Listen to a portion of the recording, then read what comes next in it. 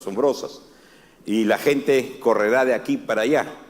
¿Qué puede significar eso? Puede significar el mundo del estrés, el mundo de las velocidades. Tomas desayuno acá, almuerzas en otro país y cenas en otro continente. Pero más creo que es el mundo, el corre-corre que nos toca vivir en este tiempo. La maldad se multiplicará, ni vuelta que darle, no hay ninguna sombra de duda. La interpretación en el premilenialismo, en nuestra posición, es lo que estamos diciendo, aplica un método de interpretación literal a la Escritura, lo cual da como resultado que las piezas del rompecabezas se unan, haya sentido los pasajes de la palabra de Dios cuando se interpreta en forma literal. Concuerda con una interpretación literal de los pactos de Dios, el pacto con Abraham, el pacto con David. El premilenialismo sostiene una interpretación literal del fin de los tiempos. Considera los acontecimientos de Apocalipsis 19, 20 y todo Apocalipsis como una cronología futurista y progresiva. Hasta el capítulo 3 se habla de la iglesia. El capítulo 1 presenta a Jesús, la visión de Jesús que tiene Juan. Luego el capítulo 2 y 3 se menciona el mensaje a las 7 iglesias. Y el capítulo 4 empieza cuando el Señor llama a Juan, sube Juan. Y Juan sube y escribe todo. Y una de las palabritas que van a ver constantemente en el Apocalipsis, y esto era como, y esto era como. Juan estaba viendo por primera vez muchas cosas que nunca había visto. Entonces no tiene palabras para describir y utiliza el cómo. Era como lo que él tenía, como langostas, eran cosas así, porque no tenía palabras para describir todo lo que él veía. Estos acontecimientos en la tribulación empieza con el arrebatamiento, el anticristo, un solo anticristo, la tribulación de 7 años, la segunda venida, la batalla de Armagedón, la atadura de Satanás, el milenio, la resurrección de los muertos, juicio final del trono blanco, cielos nuevos y tierra nueva. El establecimiento del milenio como un reinado de paz de 1000 años, la liberación de Satanás y una rebelión final, el juicio final y el estado eterno, es la parte final. Israel y la iglesia, acá vamos a ver los pactos, las promesas. Israel son los descendientes físicos de Abraham, la iglesia son todos los creyentes del Nuevo Testamento, son dos grupos diferentes. Israel, Dios promete a Abraham 3 cosas: que tendría mucha descendencia, poseería una tierra, y del linaje de Abraham los judíos tendrían la bendición universal, que llegaría a toda la humanidad. En ti serán benditas todas las familias de la tierra. Estas son las promesas para Abraham. En Génesis 15, Dios ratifica su pacto con Abraham y coloca toda la responsabilidad en él mismo, en Dios. No había nada que pudiera hacer Abraham que ocasionara el fracaso del pacto que Dios hizo. Y aun cuando se adelantó a tener un hijo, Dios todo lo tenía bajo control. Se establecen las fronteras para la tierra que Israel ocupará. Esta es una de las diferencias. Israel tiene un territorio, tiene fronteras con otros países. La iglesia no lo tiene. En 2 Samuel 7, la promesa de Dios a David, de la descendencia de David, Dios establecerá su reino. El gobierno milenial de Cristo es para siempre. Esa promesa de la descendencia de David, vendría el rey para el milenio. Esta promesa debe ser cumplida literalmente y aún no ha tenido lugar. No se recuerden cuando Cristo vino, ¿qué le decían a Cristo? Hijo de David, hijo de David. ¿Y qué quería hacerle la gente con Jesús? Quería hacerlo rey. Pero no era el tiempo. Jesús dijo, mi reino no es de este mundo. Salomón no es el cumplimiento de esta promesa. El hijo de David es Salomón, no es el cumplimiento de Salomón. El territorio sobre el cual Salomón reinó no es propiedad de Israel en la actualidad. O sea, no se ha cumplido todavía esta promesa. Salomón tampoco reina sobre el Israel actual. Dios prometió a Abraham y a sus descendientes que poseerían la tierra para siempre. Israel no la ha poseído para siempre, hasta casi 1900 años sin territorio, esparcidos por todo el mundo. Esta es una promesa que aún tiene que ser cumplida. Aún no se ha cumplido. Yo no sé cómo pueden pensar que en la iglesia se han cumplido todas las promesas para Israel que Dios hizo. El milenio de Apocalipsis 20 corresponde al reinado de 1000 años de Cristo sobre la tierra. Cristo va a reinar en el milenio sobre la tierra. Y la promesa hecha a David respecto al reinado aún no ha tenido lugar. Abraham y David, ninguno de estos pactos ha sido cumplido total o permanentemente. Estas promesas se cumplirán literalmente en el reinado de Cristo en la tierra en el milenio. Ahí se van a cumplir. El milenio todavía no empieza, todavía no se ha dado el milenio. Algo más de Israel. El premilenialismo dispensacional cree en la salvación y en la restauración de la nación de Israel. Nosotros creemos que al final Israel se va a convertir, tal como habla en Romanos 11. Israel, ahorita hay como grupitos pequeños, hay los cristianos, los judíos mesiánicos, hay judíos que están creyendo, ellos son parte ya de la iglesia, pero como nación masivamente tenemos que orar por ellos, creemos que va a haber una conversión y esto va a ser en el tiempo de la tribulación. Jeremías 33, vino palabra de Jehová a Jeremías diciendo: así ha dicho Jehová, si pudierais invalidar mi pacto con el día y mi pacto con la noche, ojo, de tal manera que no haya día ni noche en su tiempo, podrá también invalidarse mi pacto con mi siervo David, para que deje de tener hijo que reine sobre su trono, y mi pacto con los levitas y sacerdotes mis ministros. ¿Qué está diciendo? Si ustedes pueden invalidar que no haya día ni noche, entonces pueden invalidar el pacto que yo he hecho con David. Pero como no podemos invalidar el día y la noche, tampoco se puede invalidar la promesa que Dios hizo a David, que de su descendencia vendría el rey.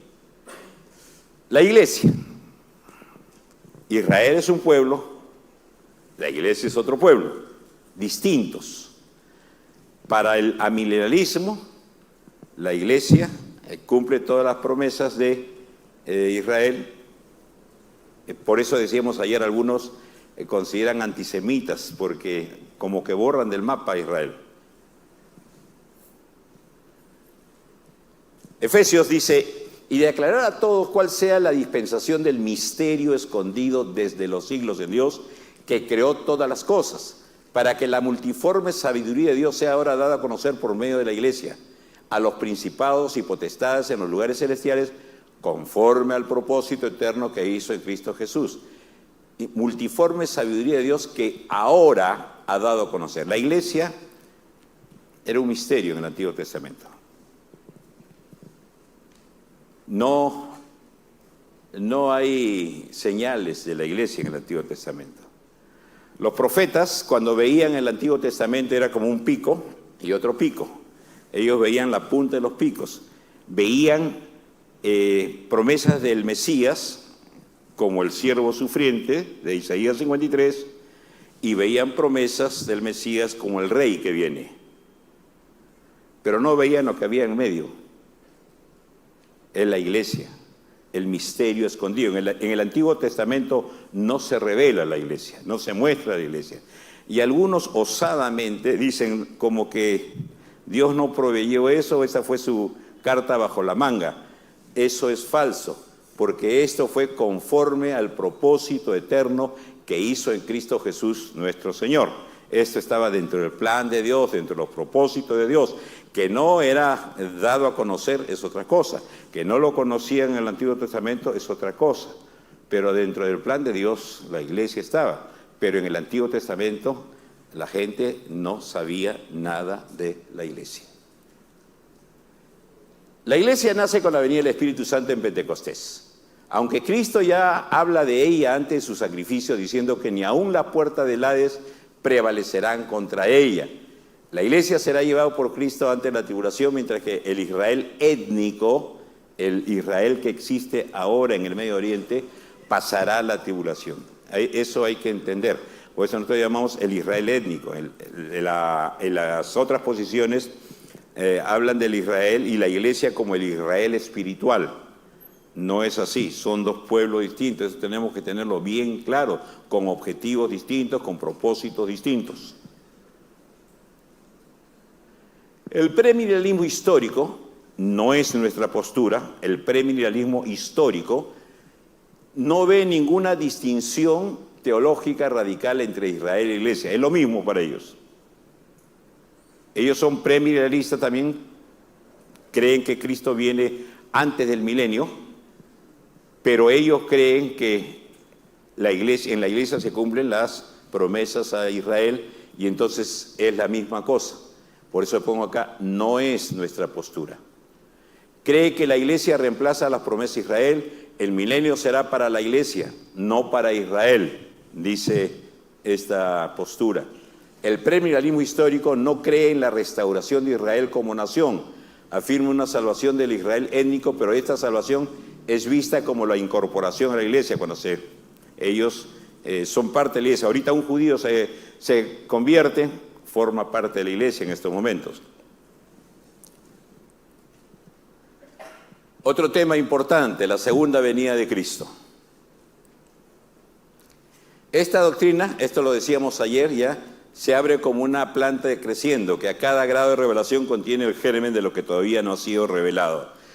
En el Antiguo Testamento muestra la promesa de una venida, que vendría en Belén, nacería de una virgen, las profecías en cuanto a la venida del Mesías. En los Evangelios se abre más y se muestra dos venidas. Cristo viene, el cumplimiento de la venida, pero se anuncia otra venida. Jesús anuncia que vendrá otra vez. Entonces ya vemos dos venidas. En las epístolas se abre más y vemos, Pablo cuando escribe a los tesalonicenses, habla del arrebatamiento de los santos y una revelación en la segunda fase, la segunda venida. Y en el Apocalipsis vemos ya toda una serie de sucesos con respecto a la segunda venida, desde la primera fase hasta la segunda fase. La segunda venida de Cristo será un suceso de dos fases. Lo estoy repitiendo porque quiero que se quede bien claro, esto es importante, saber esto en nuestra posición premilenialista. Dos fases.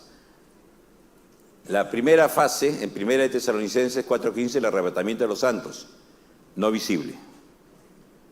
Y esto tengámoslo claro, porque muchos dicen, amillenariistas sobre todo, dicen el arrebatamiento no existe, no creen en el arrebatamiento. El Sugel Michelin dice que muéstreme un pasaje donde ayer. Claro que hay, pues está en Tesalonicenses. Y según de Tesalonicenses 1, del 7 a 10, se muestra la revelación o manifestación de Cristo con la iglesia visible, todo ojo le verá. Ambas fases se hallan en 2 de Tesalonicenses, el verso 1 y el verso 8. El verso 1 habla de nuestra reunión con Él, en la primera fase. Y en el verso 8 habla del resplandor de su venida, cuando Él viene y pone los pies en el monte de los Olivos. 1 Tesalonicenses 4 viene por los suyos en el arrebatamiento. Y en el 3:13 viene con los suyos. Y acá vamos a ver alguna diferencia. La segunda venida nos dice que Cristo vendrá personalmente, porque el Señor mismo no envía a nadie. El Señor mismo, con voz de mando, con voz de arcángel y con trompeta de Dios, descenderá del cielo y los muertos en Cristo resucitarán primero. Vendrá en la misma manera como se fue. En Hechos 1:11, ¿recuerdan cuando Jesús asciende y los ángeles le dicen a los apóstoles, así como lo habéis visto ir, así de la misma manera vendrá? Y el tiempo es siempre inminente, es decir, puede suceder en cualquier momento. No hay una señal así que nos diga que Cristo viene el otro año, de acá a 5 años, vendrá como ladrón en la noche. ¿Podría venir hoy día? ¿Algo impediría que venga hoy día? Podría venir hoy día. La pregunta es, ¿estamos preparados? Esa es la pregunta. Si el Señor viniera ¿Nos vamos? ¿Nos quedamos? ¿Cómo se queda este local? ¿Vacío? ¿Medio lleno? No, yo no sé. Yo le he dicho al pastor, si el Señor viene, que Él continúe con la conferencia.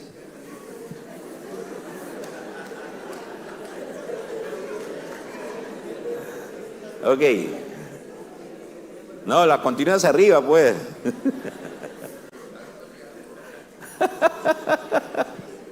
Vayamos al arrebatamiento. Será el primero de la serie de acontecimientos en introducir una segunda venida. Nada está colocado anteriormente al programa, o sea, no hay nada. No tenemos que esperar una señal, una luz, nada, nada. Puede ocurrir en cualquier momento. Eso nos lleva, por eso la palabra que repite Jesús, velad, velad. La palabra velad es el soldado que está cuidando, atento, alerta. La venida del Señor puede ser en cualquier momento. Entonces, ¿cómo nos preparamos? No vamos a estar mirando en la calle arriba a ver si viene. ¿Cómo nos preparamos nuestra vida? Todo aquel que tiene esta esperanza se purifica a sí mismo, se aparta del pecado. Apartarnos del pecado.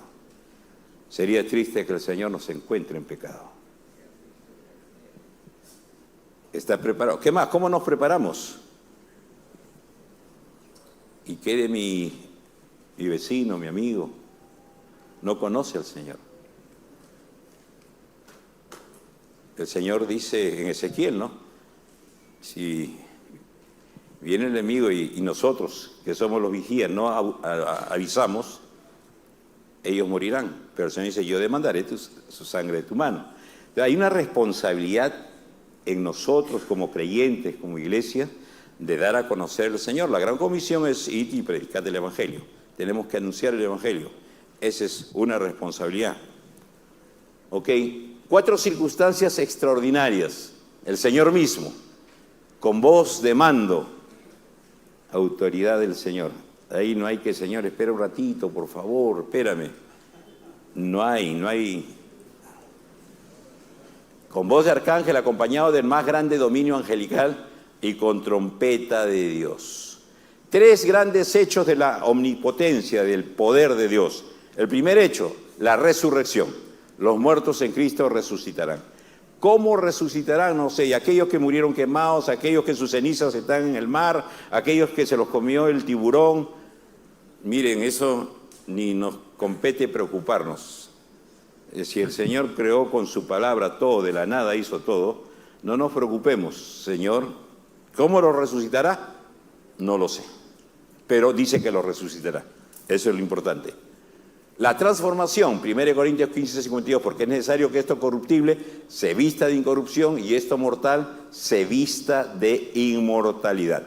Es decir, estos cuerpos serán transformados. Usted ha subido arriba de un avión en el techo. Si está en el piso no hay problema, pues si el avión sube, se va a morir de frío hoy, en la altura. ¿Cómo será cuando seamos arrebatados? Con estos cuerpos nos morimos en el trayecto. Serán transformados. Esto mortal será transformado en inmortal. La traslación, seremos arrebatados juntamente con ellos. Es decir, los que están vivos se irán. Y todo esto en un abrir y cerrar de ojos. En parpadeo y ya está todo. 3 grandes hechos del poder de Dios. ¿Quiénes serán arrebatados? La iglesia. Los muertos en Cristo resucitarán primero. Los creyentes que han muerto. Todos los creyentes que murieron serán resucitados. Luego, nosotros los que vivimos, los que hayamos quedado, seremos arrebatados juntamente con ellos. Es decir, la iglesia compuesta de los creyentes que han muerto y de los que están vivos en ese momento. Es decir, hay gente que no va a conocer la muerte. Si el Señor viniera en estos momentos, nosotros no conoceríamos lo que es la muerte. Qué bendición sería, ¿no? o que nos muramos durmiendo. No hay claridad sobre los santos del Antiguo Testamento, si resucitan. Abraham, Elías, todos resucitan también o resucitan al final de la tribulación. Pareciera que es al final de la tribulación. Isaías dice, tus muertos vivirán, sus cadáveres resucitarán por un momento, en tanto que pasa la indignación, refiriéndose probablemente a la tribulación. Ahí es probable que los santos del Antiguo Testamento resuciten, porque la Biblia no dice con claridad si resucitan juntamente con la iglesia. Dice, los que han muerto en Cristo son los que resucitan. El arrebatamiento es diferente a la segunda venida, es decir, la primera es diferente a la segunda fase. En el arrebatamiento viene por los suyos, en la segunda venida viene con los suyos. En el arrebatamiento viene en las nubes, en la segunda venida pisa el monte de los olivos. En el arrebatamiento el mundo no lo ve, en la segunda venida todo ojo le verá. En el arrebatamiento se inicia la tribulación, con la segunda venida finaliza la gran tribulación. Es diferente cada fase, y esto es importante tenerlo en cuenta para tener claridad en lo que creemos. Tres posiciones en cuanto a la tribulación, ya lo hemos visto. Pretribulacional, Cristo viene antes. Mid, Cristo viene a la mitad. Post, Cristo viene después de la tribulación. El premilenialismo histórico, que dice viene después, no es nuestra postura. Cristo regresa al final de la tribulación. Esta es una variante del premilenialismo histórico, pero recuerden, el histórico dice que las profecías de Israel se cumplen en la iglesia. El histórico dice que Cristo viene al final de la tribulación, pero esa no es nuestra posición. Acá hay otra teoría del rapto parcial, que no es bíblica, pero es una teoría que circula en los medios cristianos. Solo aquellos creyentes fieles y dignos serán arrebatados cuando Cristo venga a buscar a su iglesia, tanto los muertos como los que vivan. En su venida no nos alejemos de él avergonzados, dice 1 Juan, Hebreos 9:28, para salvar a los que le esperan, dice. Que seáis tenidos por dignos de escapar de todas estas cosas que vendrán. Toman estos pasajes para decir que no todos los creyentes van a ser arrebatados, sino aquellos que están, por decir, en comunión con Dios. Pero miren, el arrebatamiento parcial durante la venida de Cristo constituye una recompensa. ¿Te has portado bien? ¿Has sido fiel? Será una recompensa. Y no un resultado garantizado del nuevo nacimiento. Todo aquel que ha nacido de nuevo, primero no pierde la salvación, ha nacido de nuevo, como vamos a ver más adelante, Pablo dice a los corintios, yo como perito arquitecto puse el fundamento, mire cada uno cómo sobreedifica, uno oro, plata, piedra preciosa, otros heno, madera, hojarasca. El fuego probará la obra de cada uno, y si la obra de uno se quemare, dice, él sufrirá pérdida, pero será salvo. La salvación no se pierde. ¿Por qué no se pierde? Si dependiera de nosotros, todos estamos perdidos. Mi salvación no la pierdo por lo que Cristo ha hecho por mí. Mi seguridad está en lo que Cristo ha hecho por mí. El tribunal. Ya hemos sido arrebatados. ¿Qué hace la iglesia? Sube y viene el tribunal de Cristo. El juicio a la iglesia será en el cielo, luego el arrebatamiento de la iglesia. Pedro dice, porque es tiempo de que el juicio comience por la casa de Dios. El amilenialismo y el post dicen que hay un solo juicio al final. La Biblia no enseña que hay un solo juicio. Hay un juicio para la iglesia, que es el tribunal de Cristo. Pablo dice en 2 Corintios porque es necesario que todos nosotros comparezcamos ante el tribunal de Cristo. La palabra griega es bema, donde no se juzgará, no será un juicio de condenación, se juzgará lo bueno y lo malo, dice, pero como que la calidad. Por ejemplo, se va a juzgar la calidad de nuestras obras. Por ejemplo, hay gente que puede ser un lindo hermano, una linda hermana servicial y todo el mundo dice, qué lindo siervo, qué gran siervo. Pero estamos viendo por fuera nada más. Pero Dios conoce el corazón. Y de repente hay hermanitos que casi nadie los ve, pero Dios conoce su corazón. Y probablemente a nuestro juicio, con lo que vemos, pensamos que estos son los primeros que van a recibir todas las coronas. Y de repente es al revés. Recuerden Jesús lo que le dijo a los fariseos. Las prostitutas y ¿quiénes eran? Los recaudadores, los publicanos, van delante de vosotros el reino. Así que, ojo. Romanos 14:10. Pero tú, ¿por qué juzgas a tu hermano? O tú también, ¿por qué menosprecias a tu hermano? Porque todos compareceremos ante el tribunal de Cristo.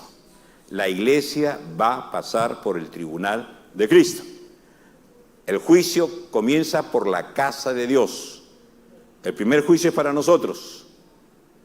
Ahí se conocerá no solamente lo que hemos hecho, la intencionalidad con que hemos hecho las cosas. Porque la gente ve, el Salmo 24 dice, ¿quién subirá al monte alto? El de manos limpias y un corazón puro. Las manos hablan de lo que hacemos, nuestras acciones. Pero el corazón, ¿quién lo ve? Solamente Dios lo ve. Así que no solamente se juzgará lo que nosotros vemos, sino que lo que Dios ve, la intencionalidad de las cosas. ¿Ok? Juan 5:22 dice, porque el Padre a nadie juzga, sino que todo el juicio dio al Hijo, a Cristo. No será un juicio de condenación. Si la obra de alguno se quemare, lo que le decíamos en un momento, él sufrirá pérdida. Si bien él mismo será salvo, aunque así como por fuego. Primera Juan dice, para que en su venida no nos alejemos de él avergonzados. Algunos serán avergonzados en este juicio a la iglesia. Algunos sufrirán pérdida. Por eso mejor preparémonos desde ahora. Estemos a cuentas con el Señor. Tengamos cuentas cortísimas, nada. Hay muchas cosas que de repente saldrán ahí a la luz y eso probablemente podría traer mucha vergüenza a nuestras vidas. Tomemos las palabras del profeta Isaías, venid y estemos a cuenta. Si tus pecados fueren como la grana, como el rojo de carmesí, serán como blanca lana, como la nieve, serán emblanquecidos. Estemos a cuenta con el Señor, apartémonos del pecado, para que no nos alejemos de Él avergonzados. En este juicio algunos sufrirán pérdida, otros recibirán recompensas. Las coronas. Ustedes tienen detallado ahí en su separata la corona incorruptible, la de gozo, la de gloria, la justicia, la corona de vida. ¿Qué coronas tendremos? Aunque sea unita, ¿no? Ojalá.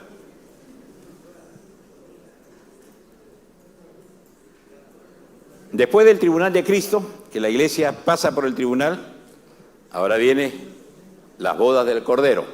Acá hay algunos datos interesantes. El tiempo de la boda será justo antes de la manifestación de Cristo en la segunda venida. Apocalipsis 19:7 dice, se anuncia, han llegado las bodas del Cordero. Y el verso 11, más adelantito, entonces vi el cielo abierto y aquí un caballo blanco y el que lo montaba se llamaba Fiel y Verdadero. Se anuncian las bodas, ya aquí este es cuando Cristo va a venir en la segunda fase.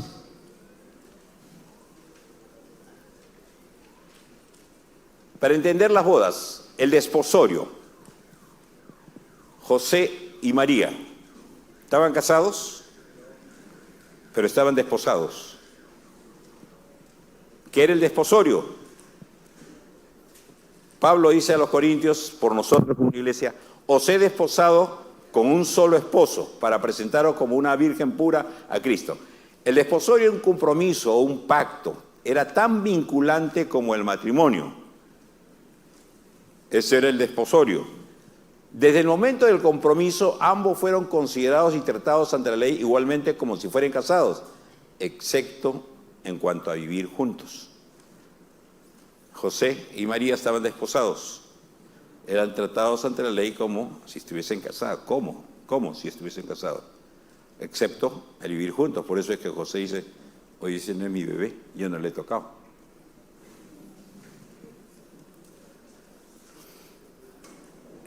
Usando las costumbres de la boda en esos tiempos, el padre trae la esposa para el hijo.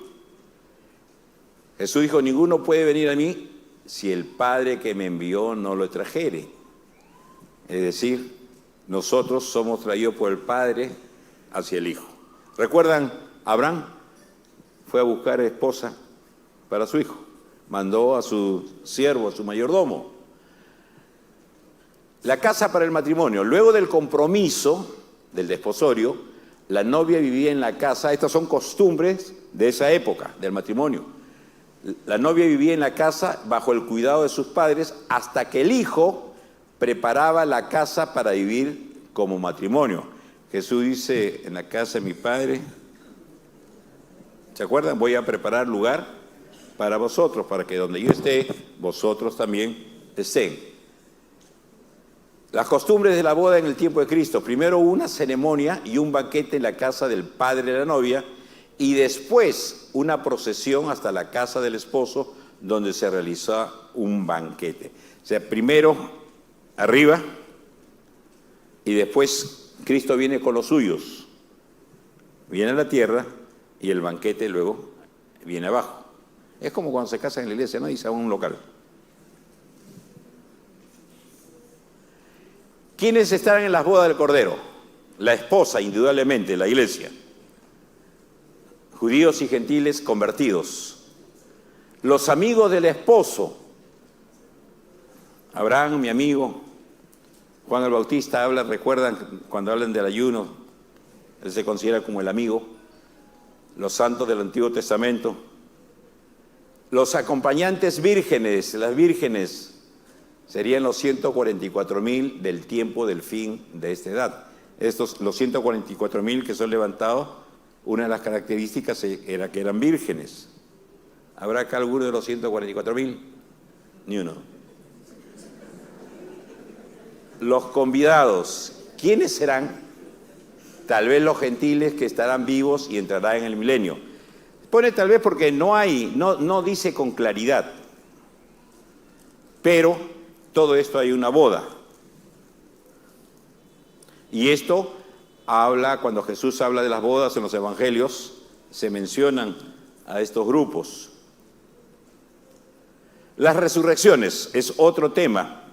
Y al ver estos temas, recordemos las otras posiciones para afirmarnos en lo que la Biblia nos enseña con claridad. El Antiguo Testamento, la iglesia. La resurrección de Cristo. Cristo y las primicias, como vamos a ver ahorita. Acá viene el arrebatamiento, los que murieron en Cristo, la venida invisible, la resurrección de los santos de la iglesia, y luego de la gran tribulación, viene con la iglesia, acá también resucitan los santos del Antiguo Testamento, y de la gran tribulación. Luego viene el milenio, luego viene el juicio del trono blanco antes de pasar a la eternidad, donde resucitarán los que murieron sin Cristo, los inconversos. Ese juicio sí será un juicio de condenación. 1 Corintios dice, porque así como Adán todos mueren, también en Cristo todos serán vivificados, pero cada uno en su debido orden. Esto veíamos un poco ayer. Cristo, las primicias. Luego, no es en el mismo momento. Luego, los que son de Cristo, en su venida, la segunda fase. Luego, el fin, cuando entregue el reino al Dios y Padre, cuando haya suprimido todo dominio, toda autoridad y toda potencia. Cristo, las primicias, Cristo junto con los creyentes. ¿Cómo? Voy a repetir para recordar un poco. Cristo, las primicias. Cristo resucita. Veíamos ayer, cuando hay una cosecha, imaginemos todo este campo es la cosecha. ¿Y qué hacía el dueño de toda la cosecha? ¿Qué llevaba el sacerdote? Las primicias, los primeros, unos cuantos, y lo llevaba. No llevaba toda la cosecha. La cosecha está compuesta de todos. Cristo, las primicias, cuando se lleva la cosecha, está en el templo, luego regresa y se trabaja el resto de la cosecha. No es en el mismo momento. Igual, Cristo resucita. ¿Cuánto tiempo ha pasado? 2000 años. Nosotros, los creyentes, somos parte de toda la cosecha. Y luego dice, luego los que son de Cristo en su venida. O sea, la cosecha, toda la primera parte de la cosecha, ¿cuándo termina de juntarse y levantarse? En el arrebatamiento, cuando Cristo viene. Luego, en su venida, la segunda fase, 7 años después, cuando termina la tribulación. Luego, los que son de Cristo en su venida. Ahí también resucitarán los santos de la gran tribulación. Y lo bastante probable, como veíamos después de la indignación, los santos del Antiguo Testamento.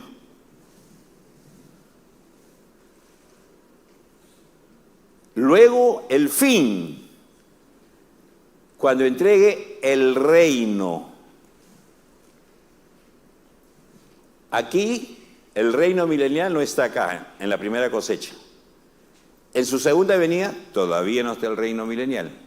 El reino es después de que Cristo viene y pone los pies en los olivos, después de la batalla de Armagedón, viene el reino milenial. Luego el fin, cuando entregue el reino al Dios y Padre, al final del milenio, del reino milenial. Entonces, como vemos, no hay una sola resurrección, hay varias resurrecciones. Y probablemente, y no lo dice, en el milenio, no nos adelantemos, mejor cuando lleguemos al milenio. La primera resurrección tiene dos partes principales, la resurrección de Cristo y la resurrección de los creyentes. La resurrección de los creyentes, los que son de Cristo, sucederá en 3 etapas, como hemos visto. En el arrebatamiento, los santos de la tribulación y los santos del Antiguo Testamento, esto es en la segunda fase, y la resurrección de los santos del milenio serán resucitados para vida eterna. 3 partes. La resurrección de los no creyentes, de los inconversos, espero que ninguno esté ahí. Casi le digo, no quiero verlo. Yo no voy a estar ahí tampoco.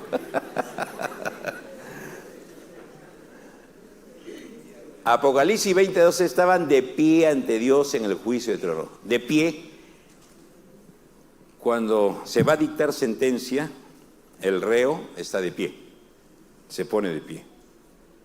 Este juicio será para escuchar la sentencia. No hay oportunidad de apelar, voy a llamar a mi abogado, pero señor juez, usted no conoce esto, no hay nada ahí. Simplemente se dictará sentencia. Ahí no hay coimas, no hay nada de eso.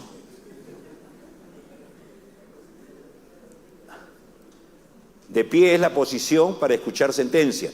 Serán resucitados estas personas, todos ellos, para condenación y castigo eterno, y será al final del reino de los 1000 años. Esta es la segunda resurrección. Esta es la primera resurrección para el inconverso, y será definitiva. Resucitarán para muerte eterna. Esto es lo que la Biblia llama la segunda muerte. La primera muerte es la muerte física. La segunda muerte es la separación de Dios por toda la eternidad. Es la eternidad sin Dios. La atadura de Satanás. Vamos a ver este pasaje que lo hemos visto. ¿Recuerdan? El amilenialismo y el postmilenialismo decía, ¿cuándo fue atado Satanás? ¿Recuerda alguien? Cuando Cristo echaba fuera demonios, ¿no es cierto? ¿Qué dice la posición nuestra? Satanás, en Apocalipsis 20, del 2 y el 3, es encadenado, queda impotente en el milenio. El amilenialismo decía, todavía te puede hacer daño. Es decir, la soga está ahí, la cadena está ahí, y si tú te acercas ahí te puede hacer daño. Además de estar encadenado, es arrojado al abismo y encerrado. Le ponen sello sobre el encierro. En el milenio va a haber pecado, para que no le estén echando la culpa al pobre diablo de todo. El milenio, los 1000 años, al empezar el milenio, Satanás es atado y es puesto en el abismo. Es encadenado, es un sello, se le pone encima y empieza el milenio, no estará Satanás. Pero recuerden, hay gente que ha pasado de la tribulación. Hay gente que ha quedado viva en la tribulación y pasa al milenio. Ellos no han sido transformados. Y va a haber gente inconversa, porque al final de los 1000 años, recuerden, Satanás será suelto y moverá gente para rebelarse contra Dios en la batalla de Gog y Magog. Por supuesto, Cristo en un ratito los sofocará, pero habrá gente. Entonces, aquí no podrán echarle la culpa al pobre diablo en el milenio de sus pecados, para que se muestre la naturaleza de pecado que todos tenemos. Pero nosotros ya no, como creyentes allá en el milenio, recuerden, ya hemos sido transformados. Lo corruptible fue transformado en incorruptible. El milenio es una etapa intermedia entre la segunda venida, cuando Cristo viene, pone los pies en el Monte de los Olivos, y la eternidad. Es llamada también el reino de plata. El reino de oro va a ser la eternidad. La vida es distinta a la vida que conocemos ahora, enseñado en Apocalipsis 20. Otros textos que muestran la vida en el milenio están en Isaías, ustedes pueden verlo, 2, Isaías 11, 65, Zacarías, 1 Corintios 15, 20, 28. La interpretación de los 1000 años es literal. Juan utilizó números exactos. 144.000, 7 iglesias, 12 tribus de Israel. Él está empleando números exactos, por eso que los 1000 años lo tomamos como literal. Cuando habló de los judíos que son levantados, 144.000, 12.000 de cada una de las 12 tribus. Durante el milenio, Cristo reinará como rey y la iglesia cogobernará con él. El reinado será en la tierra. Este periodo se caracteriza por la justicia, la paz, el cumplimiento de las promesas de Dios a Israel. Miren, el postmilenialista toma el milenio como que estamos viviéndolo ahorita. ¿Recuerdan? Es simbólico lo que decían. ¿Y qué decían? Que el mundo mejorará cada vez más. Pero miren, ellos están tomando el milenio como ahorita. Nosotros estamos tomando lo que la Biblia dice como el milenio, como un evento futuro, donde estará los creyentes que han sido transformados. Por eso es que en este tiempo, a pesar de que puede haber gente que cometa pecado, este tiempo será un tiempo donde habrá justicia, habrá paz, será el cumplimiento de las promesas. Este reino de plata contará con la eliminación de la maldición de la naturaleza para que el desierto florezca y la naturaleza salvaje de los animales sea transformada. Recuerden el león con el cordero, el niño que habla Isaías, viviendo juntos. Esa naturaleza es cambiada. Durante el milenio, el gran número de gentiles se convertirán y formarán parte del reino. Muchos seguirán sin convertirse y con un corazón rebelde. para la batalla de Gog y Magog. Habrán cuerpos glorificados, los creyentes, los mártires de la tribulación, los santos del Antiguo Testamento, pero habrá también cuerpos terrenales, los que sobrevivieron a la tribulación. Al final del milenio, Satanás será liberado por un corto tiempo, liderará la revelación con todos estos que no fueron convertidos, que pasaron en la tribulación y no se convirtieron. Satanás será arrojado al lago de fuego. Después de esto tendrá lugar el juicio final, donde todas las personas serán juzgadas según sus obras. Juicio final, Apocalipsis 20, el juicio del trono blanco. Esto es lo que hemos leído, es la muerte segunda. Aquí está, ustedes lo tienen solamente para leerlo. Hay un gran trono blanco, todos están de pie ante Dios, serán juzgados por las cosas que estaban escritas en los libros. Fueron juzgados cada uno. Ahí la gente irá de uno en uno, nada que mi amorcito vamos juntos, de uno en uno. ¿No? Y será juzgado, no porque yo tengo grabado, acá tengo mi video, será juzgado por lo que está escrito en los libros del Señor. Y el que no se haya escrito en el libro de la vida fue lanzado al lago del fuego. El que da testimonio de estas cosas dice, ciertamente vengo en breve. Sí, ven Señor Jesús. Hasta ahí ustedes tienen su separata, ¿verdad? Acá puse algo, porque solamente quiero mencionar lo vuelo de pájaro, para que ustedes vean. Este es un esquema que hice sobre la segunda venida. Cristo viene acá en las nubes, arriba la iglesia, el tribunal de Cristo, las bodas, abajo el anticristo, los 7 sellos, las 7 trompetas, las 7 copas, los 2 testigos que levanta el Señor, los 144.000, y termina cuando Cristo viene como Rey de Reyes para la batalla del Armagedón. Esta es la gran tribulación. Acá estará Israel y todos los inconversos, la iglesia estará arriba.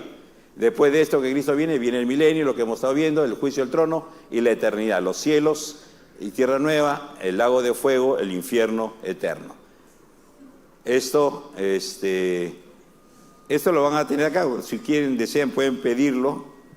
Simplemente acá están los 7 sellos, el caballo blanco, el anticristo, el caballo bermejo, el caballo negro, guerra, hambre. Miren acá en el hambre, 2 libras de trigo por un denario. El denario era el jornal de un día, o sea, trabajaba un día para menos de 1 kilo de harina.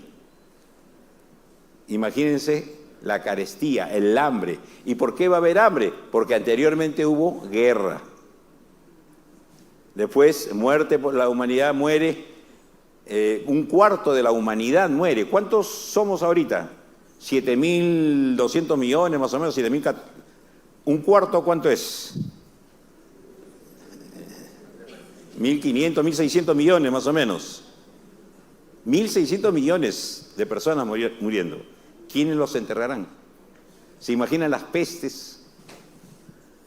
El clamor de los mares, catástrofe, sol, luna negra, juicio de trompetas.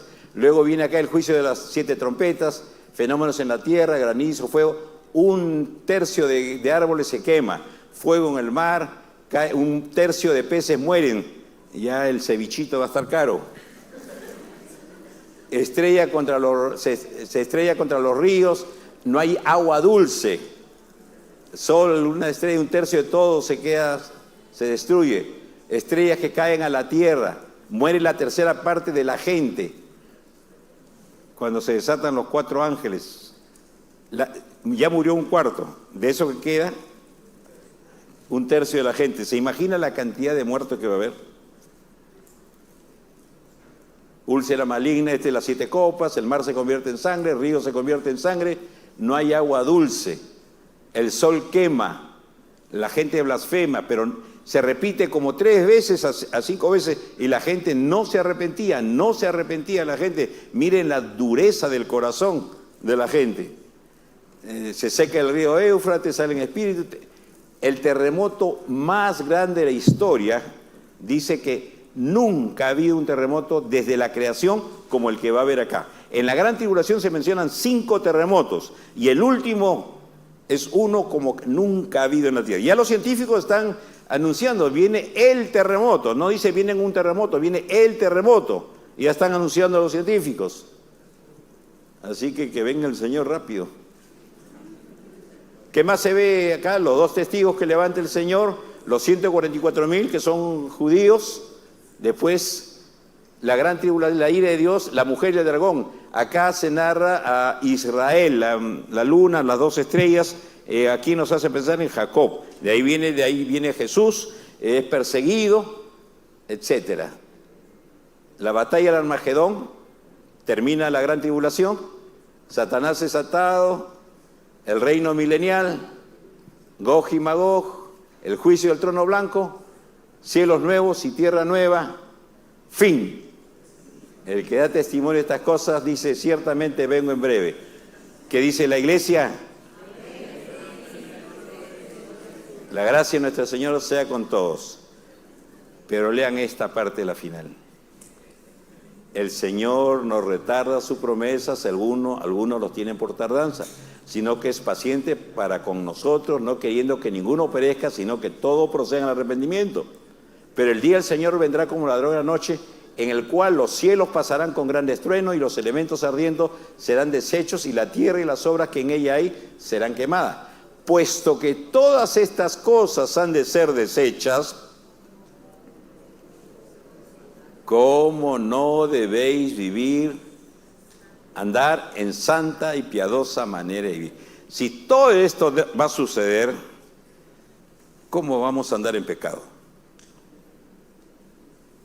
Quedémonos con eso. Si el Señor viene, ¿cómo es que todavía voy a estar mintiendo, voy a estar adulterando, voy a estar haciendo esto o lo otro?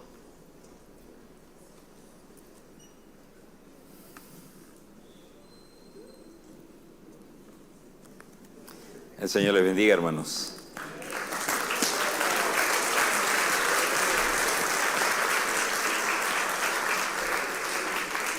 Cuán importante es entender el valor de ser y hacer.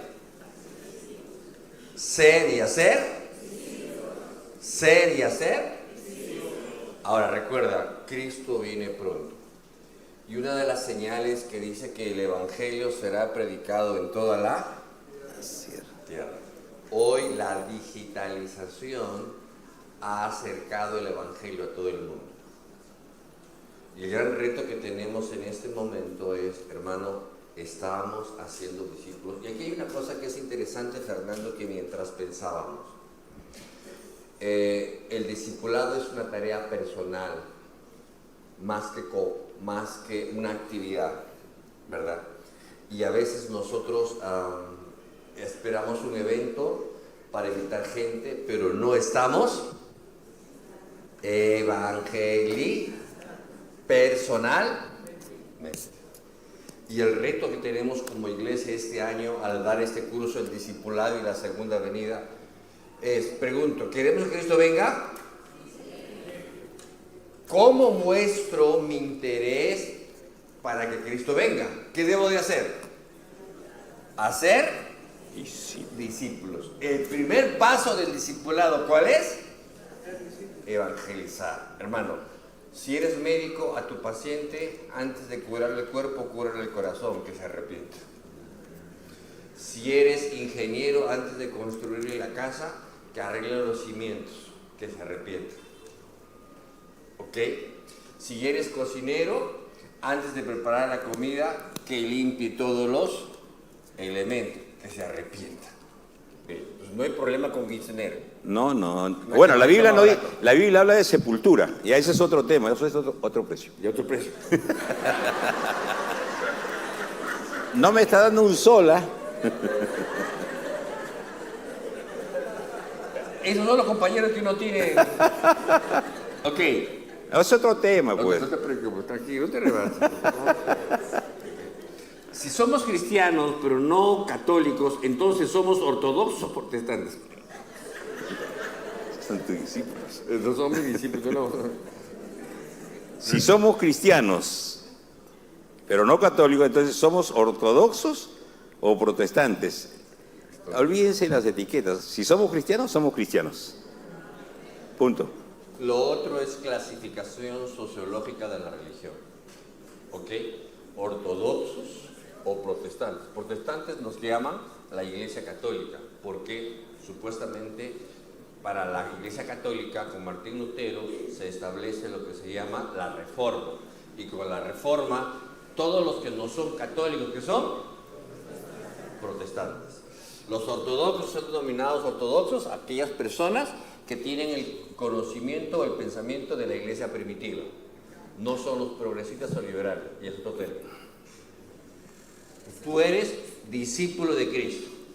En la Biblia, 269 veces se repite en el Nuevo Testamento la palabra discípulo. Cristiano 3 veces. Creyente habla de 29 veces. ¿Cuántas veces se repite más discípulo? 269 veces. Por eso el término a usar, si quieres usar un término bíblico, ¿cuál debe de ser? ¿Qué cosa eres? Y el discípulo evangeliza, hace discípulos y entrena a la gente. Eso dice la Biblia. Vamos a otra pregunta entonces, doctor. A ver, léalo y la responde.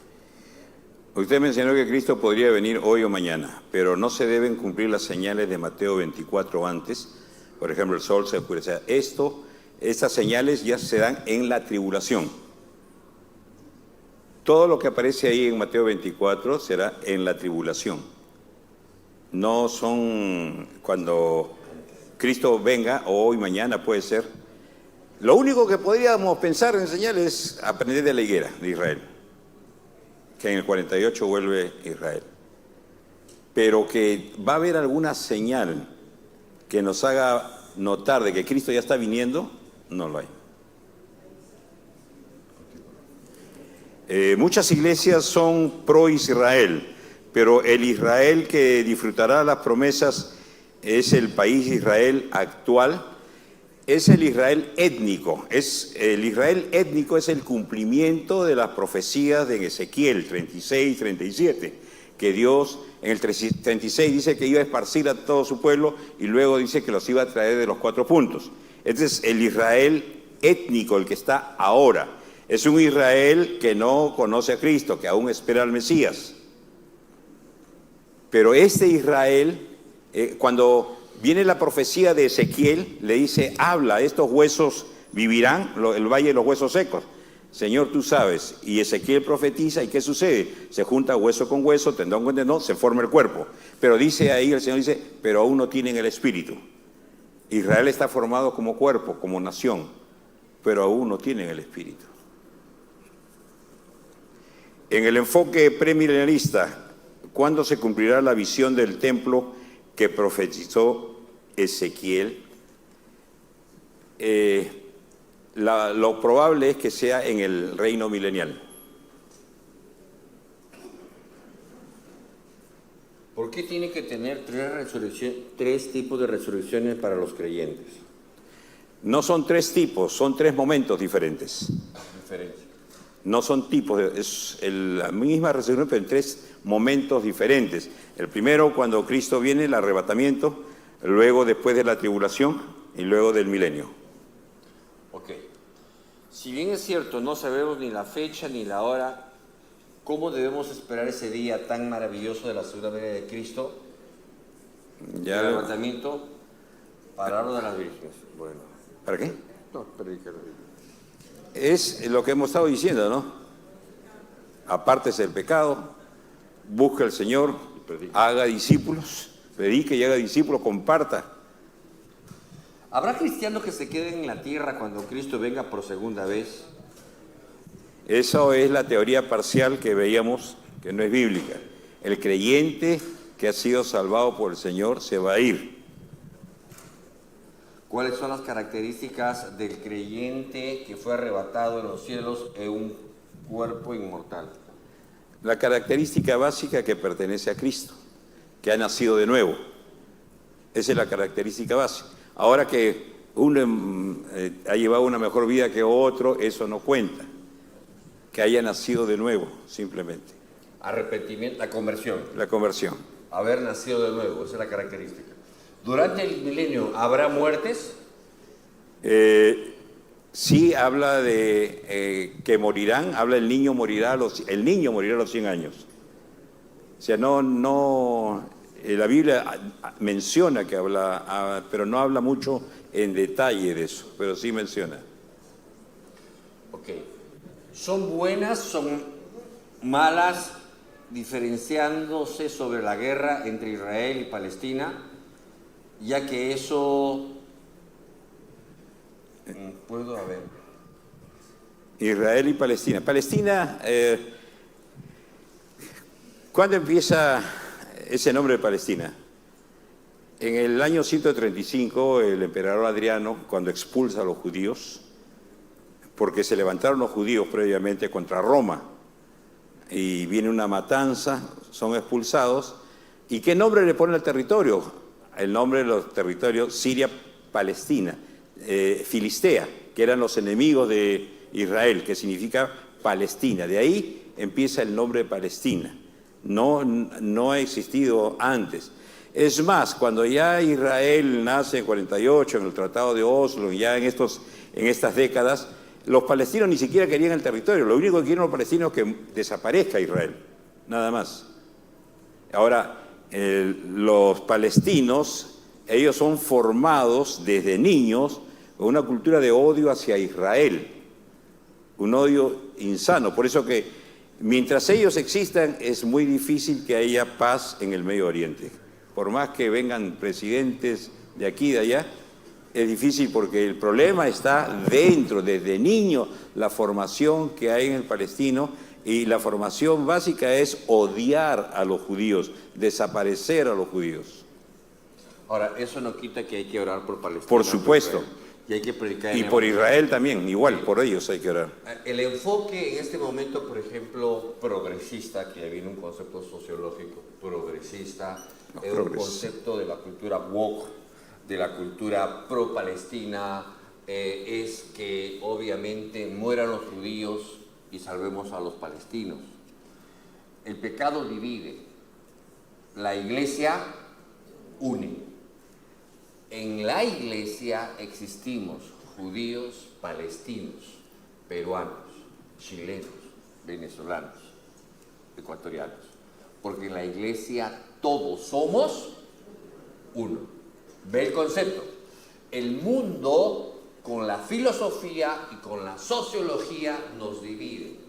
Tu iglesia amada tienes que orar por Israel, por Palestina, orar por Chile, por Venezuela, por Ecuador, orar porque el evangelio sea predicado. El mundo no piensa así. ¿Me va comprendiendo? El mundo no piensa así. El mundo nos va dividiendo, nos va dividiendo, nos va dividiendo. Por eso todos los cremas están felices que ha ganado la alianza. Porque el país es uno. El concepto es ese. ¿Me va comprendiendo o no? La iglesia somos una sola familia. Y perdón, como iglesia no estamos llamados a buscar la unidad. La Biblia dice solícitos en guardar, cuidar la unidad. ¿Dónde está la unidad? No es lo que hacemos. Un solo Dios, un solo Padre, una sola fe, un solo Señor. La unidad está en el Señor morando en nosotros. Ok. Somos la última generación, según Mateo 24:34. La higuera es igual a Israel. La guerra de Gog y Magog no es el final de la tribulación.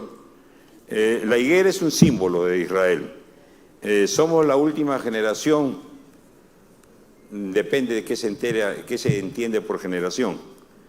Y la guerra de Gog y Magog no es el final de la tribulación, es la batalla de Armagedón al final de la tribulación. Gog y Magog es al final del milenio. ¿Quiénes y por qué entrarán en el milenio? ¿Quiénes entrarán al milenio?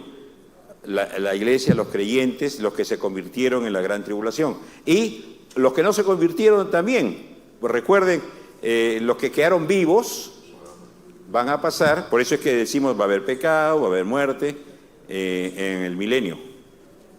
Es necesario que asuma una posición respecto al arrebatamiento para que sea parte de él, o basta con que sea creyente nacido de nuevo. Basta con que sea creyente nacido de nuevo. Las posiciones, recuerden, son entendimientos diferentes. Unos entienden de una manera, otros entienden de otra manera. Lo importante es que seamos nacidos de nuevo. Que se arrepiente y que sea discípulo. Así es. No que esté sentado. ¿Sí? El nacido de nuevo, ¿quién es el nacido de nuevo? El reino de Dios se ha acercado. Arrepentidos y creed el Evangelio. Sin arrepentimiento no hay salvación. ¿Y cómo yo sé que se ha arrepentido? El Señor, primero el Señor va a transformar nuestra vida. Y Y esta vida se va a desarrollar. Lo que nace, crece y se va a multiplicar. ¿Y cómo se multiplica? A través de sus discípulos. ¿Cómo se multiplica la iglesia? Haciendo discípulos. Claro. Entonces, para saber que se ha arrepentido, tiene que mostrarlo haciendo discípulos. Si no hace discípulos, Habrá que dudarlo, ¿verdad? habrá que dudarlo. Cuando entramos en la presencia de Dios tendremos en nuestra memoria que tuvimos en la tierra. A ver, cuando el rico es Lázaro, el rico tenía memoria cuando murió. 5 hermanos tengo. De Lázaro no se dice nada. Hay pasajes donde dice no habrá memoria de él. La palabra de Dios dice que cuando seamos llevados al cielo, ahí no hay dolor, no hay sufrimiento. Yo personalmente pienso que el creyente no tendrá memoria, porque si no sería un dolor. Mi madre, mi padre, mi hermano no se convirtió, está recordando constantemente eso, no va a ser algo que me haga feliz. Yo personalmente, mi posición personal es que el creyente no tendrá memoria de esas cosas. Probablemente otros piensen que sí, pero el inconverso, creo que uno de sus aflicciones más grandes será recordar ese día el pastor Miguel me habló y no le hice caso. Ahora, es importante recordar algo. De modo que si uno está en Cristo, la nueva naturaleza es lo que genera la vida misma. Mientras estás en cuerpo natural, hay lucha. Pero cuando tú has sido arrebatado, tienes cuerpo Glorificado. es de fe, nueva conciencia, nuevo todo. Los demás temas los podemos seguir en el siguiente taller, por favor. La ira venidera o la ira de Dios es la gran tribulación o el castigo del infierno. La gran tribulación es llamado el día de la ira. Y esto es importante. El día, en muchos lugares no se predica la ira de Dios. Pablo dice en Romanos 11:22, mirad pues la bondad de Dios y la severidad de Dios. Y hay que predicar todo lo que la Biblia dice. Gracias. Una vez escuché a alguien decir que la salvación sí se puede perder. ¿De qué seguían? Podría aclarar su tema. Yo no sé de qué seguían ellos, pero la palabra del Señor nos enseña que nuestra salvación depende de Cristo. Ya vimos en 1 Corintios, cuando habla del juicio, del tribunal de Cristo, la obra de cada uno será probada por el fuego. Y si se quemare, él sufrirá pérdida, aunque será salvo, dice la palabra de Dios. Los creyentes muertos antes de la segunda venida de Cristo, ¿dónde están? Lo dijimos ayer, rápidamente. Cuando el ladrón que está al lado de Jesús, ¿se acuerdan? Acuérdate de mí cuando vengas a tu reino. Jesús le dice, esta misma tarde estarás conmigo al paraíso. Muere, va al paraíso. Y Efesios 4:8 dice que Cristo llevó cautiva la cautividad. Todos los creyentes son llevados arriba. ¿Por qué? Pablo dice en 2 Corintios 12 que él fue arrebatado hasta el tercer cielo. Y en el siguiente versículo dice, fue arrebatado al paraíso. El paraíso está arriba. Por eso cuando Pablo habla, para mí el vivir es Cristo, el morir es ganancia, dice, prefiero partir y estar con Cristo. El creyente ahora cuando muere, va y está con Cristo. ¿Por qué? Porque ese lugar que, recuerden, el Hades o el Seol tenía 2 lugares, estaba dividido por una cima, un abismo. Es lo que se enseña en Rico y Lázaro, ¿verdad? Aquellos que, los creyentes que estaban en este lado, en el paraíso, son llevados cuando Cristo resucita. Ahora los creyentes están arriba. Los que no fueron arrebatados y se quedaran se pueden arrepentir e irse con Cristo. Los que no fueron llevados en el arrebatamiento, se quedaron, es porque no habían nacido nuevo. Así que cuidan bien el templo, por favor, los que se quedan, lo limpian. Pero vendrá la tribulación. Es ahí donde, recuerden, van a querer sellarle. Ni jugando lo acepte. Más bien arrepiéntase. Ahora cuando ya vea a todos sus hermanos, vea que el pastor no está, fue arrebatado. Ya es tiempo de arrepentirse. Claro que puede arrepentirse y ser salvo, pero en la tribulación. Okay. ¿Por qué el pueblo de Dios, Israel, siempre es castigado por el Señor? El que ama, Dios castiga. Pues, miren, el Señor dijo en Deuteronomio 7, yo te escogí no porque fueras lo máximo, eras pequeña e insignificante, y haré de ti un pueblo especial. Dios amó a Israel. En Isaías 1 dice, yo te engrandecí y tú te rebelaste contra mí. Hijos rebeldes, hijos perversos le llaman, y los llama a arrepentirse. Dice, en vano me cantan todos sus salmodias, sus sacrificios, sus ofrendas, no las recibiré, no las oiré. Dice Isaías 1, venid y estemos a cuenta. El pueblo de Israel siempre ha sido un pueblo rebelde. Y recuerden, fue llevado cautivo por 70 años a Babilonia a causa de su idolatría. Y santo castigo, porque de ahí no volvieron a la idolatría. Cometieron otros pecados, pero no volvieron, hasta que fueron esparcidos, ¿no? La diáspora. Pero el Señor siguió amándolos. El Señor los sigue amando. Por eso cumplió la promesa. Dios hizo un pacto con Israel.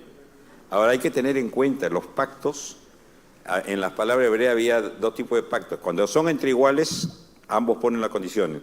Cuando un pacto es entre uno mayor y uno menor, que pone las condiciones es el mayor, es Dios. Cuando Dios hace pacto con su pueblo, Dios pone las condiciones y Dios es el que decide todo. Entonces, cuando Dios ha tenido promesas para Israel, Él las va a cumplir. Hagan lo que hagan, cuando en el Salmo 89, Dios le dice a David, aún si su hijo hiciera lo malo, yo lo castigaré con vara, pero no apartaré mi misericordia de él. Okay. El amor de Dios no se corta, el amor corrige. El amor corrige. Y recuerden, Dios no nos ha amado porque hayamos hecho algo bueno, porque somos buenos. Él nos ama porque Él es amor. Dios no tiene amor, Dios es amor, su esencia es el amor. Y la última. El ladrón bueno estaría con Jesús como promesa, porque dice que los muertos resucitan. Esto es en relación a los creyentes. El ladrón, no hay ladrón bueno, hermano. El día que le robe va a ver si es bueno. No hay ni ladrón bueno ni malo. Ladrón. Yo no sé de quién es su maestro de este hermano. Dice que lo hay discipulado. Lo ha discipulado. ¿Por qué dice que los muertos resucitarán? Eso lo dijo el Señor, lo dijo los muertos, unos para vida eterna y otros para vergüenza y confusión perpetua. Esto en relación a los creyentes van a resucitar, la resurrección de Jesús es nuestra garantía. Amén. Hermanos, hemos tenido un lindo tiempo. Nuestra meta es ir y hacer. Recuerda, cada domingo, 8, 10, 12, tenemos que traer personas para que conozcan a Jesús.